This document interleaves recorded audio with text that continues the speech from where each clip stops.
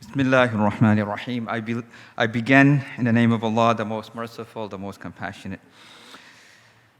There is none among the believers who plants a tree or sows a seed, and then a bird, a person, or an animal eats from it, but that he will be rewarded as having given a charitable gift. Proclaimed the Prophet Muhammad, peace be upon him, 1400 years ago, whom 1.5 billion Muslims worldwide revere, claim to follow, and believe in as the final prophet. Francesca de Châtel, 2003, an anthropologist in Islamic culture, writes in his article titled Prophet Muhammad, a Pioneer of the Environment, and I quote, "A closer reading of the hadith."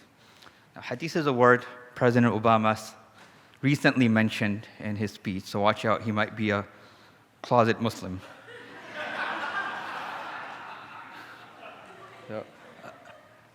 So a hadith is a statement of the Prophet Muhammad, peace be upon him. So this Francesca de Châtel, he's a French, as you can tell from the name, he's an anthropologist in Islamic culture.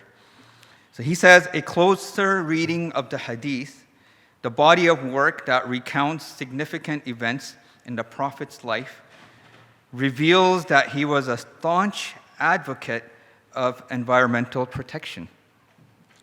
One could say he was an environmental avant-la-lettre.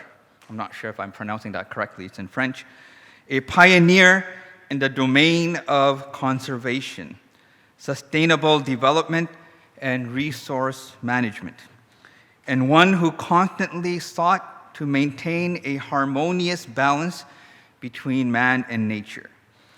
From all accounts of his life and deeds, we read that the Prophet had a profound respect for fauna and flora, as well as an almost visceral connection to the four elements: earth, water, fire, and air. He was a strong proponent of the sustainable use and cultivation of land and water, proper treatment of animals, plants, and birds, and equal rights of users. Sounds strange.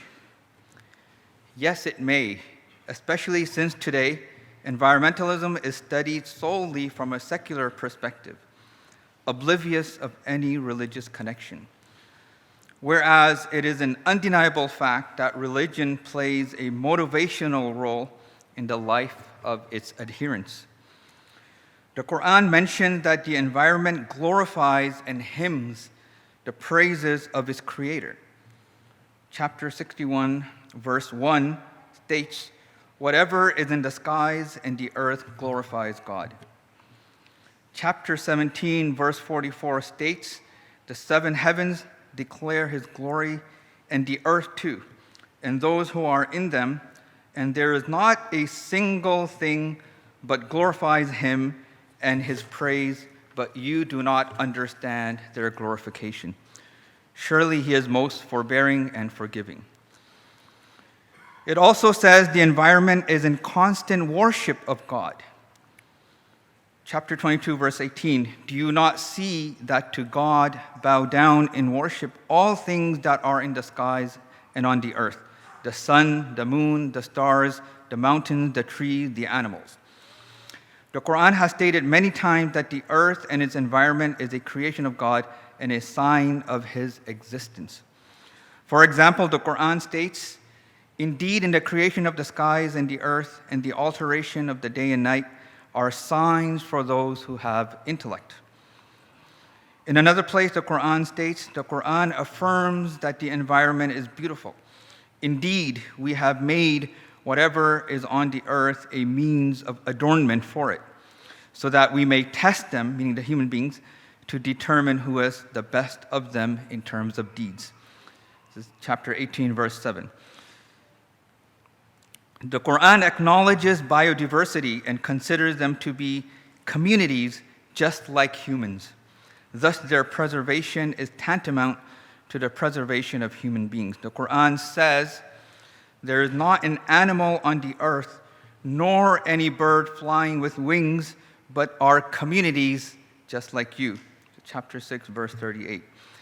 By declaring all creatures and species to be communities just like humans, there remains no doubt that their extinction is tantamount to the extinction of human beings in God's sight. The Quran speaks further about animals. And cattle he has created for you. From them you derive warmth and numerous benefits, and of their meat you eat. And you have a source of beauty in them as you ride them home in the evening, and as you lead them forth to pasture in the morning. And they carry your heavy loads to lands that you could not otherwise reach except with hardship. Your Lord is indeed most kind, most merciful. And he has created horses, mules, and donkeys for you to ride and use for show. And he has created other things of which you have no knowledge.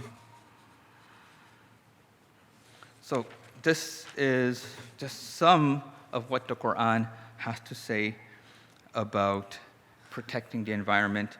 And the Prophet, peace be upon him, over and over again, he has emphasized this. He says that all of you are responsible. Every single one of you are responsible. So let's show our responsibility as human beings in playing our role in protecting the environment. Thank you very much.